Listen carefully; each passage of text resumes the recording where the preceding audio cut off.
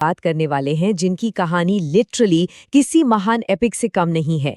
इन बेहतरीन 3D visuals के जरिए हम देखेंगे कि कैसे एक चमत्कारी बच्चा आगे चलकर एक महान आध्यात्मिक नेता और समाज सुधारक बन गया। ये कहानी है भगवान स्वामी नारायण की। तो बिना किसी देरी के चलिए इसमें डिटेल में जाते हैं। अब सबसे पहला सवाल जो दिमाग में आता है वो ये है कि एक 11 साल का अनाथ बच्चा आखिर पूरे समाज के ढांचे को कैसे बदल सकता है। सुनकर थोड़ा अजीब लगता है ना, लेकिन ये वाकई एक बहुत बड़ा रहस्य है।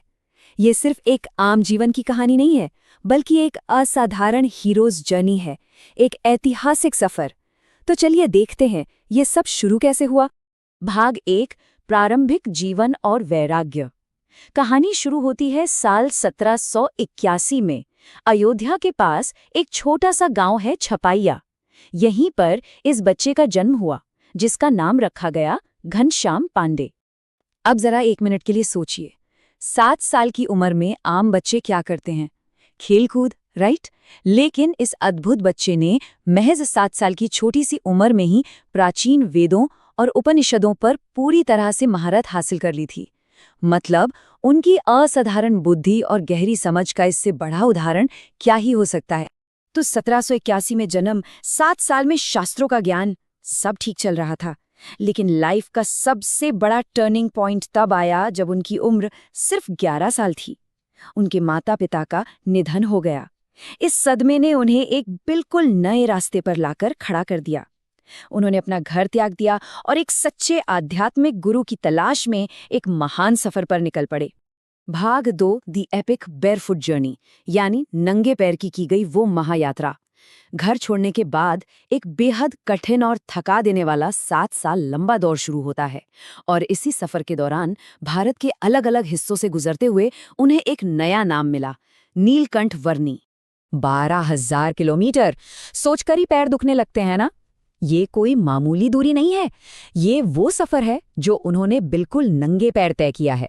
हिमालय की ऊंचाइयों से लेकर नेपाल के रास्ते होते हुए सीधे दक्षिण भारत तक का सफर, वो भी पैदल। ये उनके अंदर की असीम शक्ति और दृढ़ निश्चय को दिखाता है।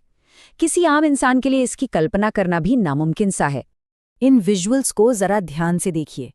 एक तरफ हिमालयाज़ की खून जमा देने वाले बर्फ और दूसरी तरफ एक युवा जो सिर्फ एक लंगोट पहने एक पैर पर खड़े होकर गहन ध्यान में लीन है। ऐसी भयंकर ठंड, फिर भी उनका आध्यात्मिक ध्यान बिल्कुल अटूट था। उनकी इस कठोर तपस्या का किस्सा वाकई रोंगटे खड़े कर देने वाला है। अब इस लंबे सफर के दौरान नीलकंठ वर्णी अलग अलग आश्रमों में गए और जहां भी जाते वहां के आध्यात्मिक नेताओं से 3 बुनियादी लेकिन बेहद गहरे सवाल पूछते थे। पहला, आत्मा यानी जीवा की असल प्रकृति क्या है? दूसरा, मन या ईश्वर की प्रकृति क्या है? और तीसरा, भगवान यानी परब्रह्मन की प्रकृति क्या है?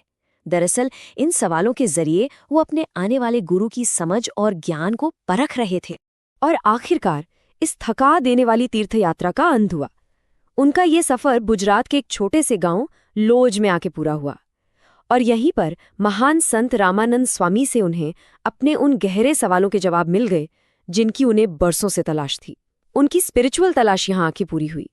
भाग 3, नेतृत्व और समाज सुधार। लौ जाने के कुछ ही वक्त बाद महज 20 साल की उम्र में उन्हें पूरे फेलोशिप का मुखिया बना दिया गया। अब वो नीलकंठ वनीशी से बन चुके थे सहजानंद स्वामी।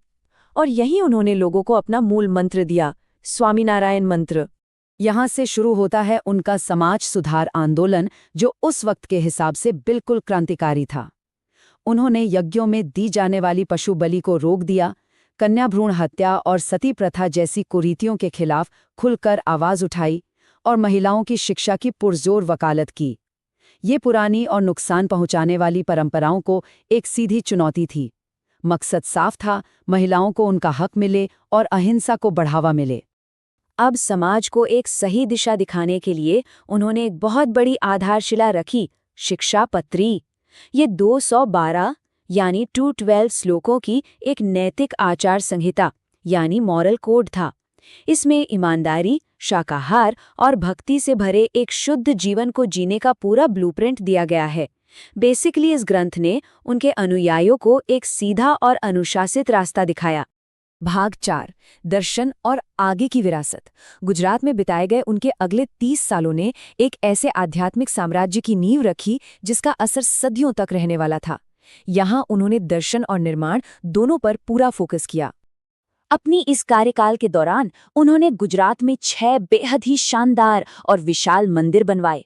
और देखिए, ये मंदिर सिर्फ पत्थर की इमारतें नहीं थीं, ये भक्ति और आध्यात्मिकता के जीते जागते प्रतीक थे।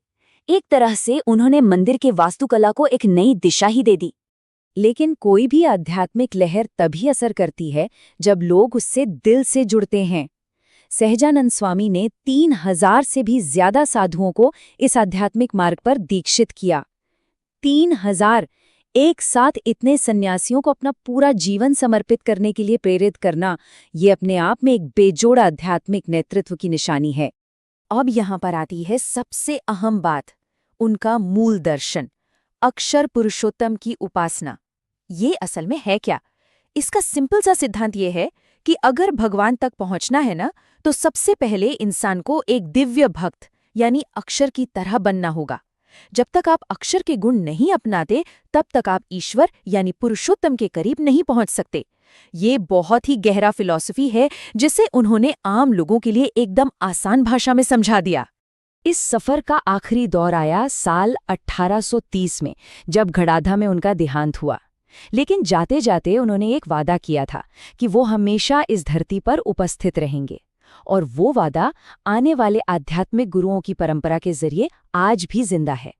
आज के वक्त में देखें तो उनके करोड़ों अनुयायी हैं और विश्व भर में बने महान अक्षरधाम मंदिर उसी विरासत का ऐतिहासिक प्रमाण है। तो ये पूरा सफर दिखाता है कि कैसे एक अकेला भटकता हुआ योगी, जिन्हें नीलकंठ वर्णी कहा गया, आगे चलकर आम जनता के भगवान यानी सहजानंद स्वामी बन गए। एक अकेले साधक से लेकर एक इतने बड़े जनसमूह का नेता बनने का ये बदलाव सच में बहुत प्रेरणादायक है। ये ट्रांसफॉर्मेशन दिखाता है कि एक इंसान की जीवन यात्रा कितनी विशाल हो सकती है। आज का यह एक्सप्लेनर हम इस एक बहुत ही गहरे सवाल पर ख़त्म करते हैं।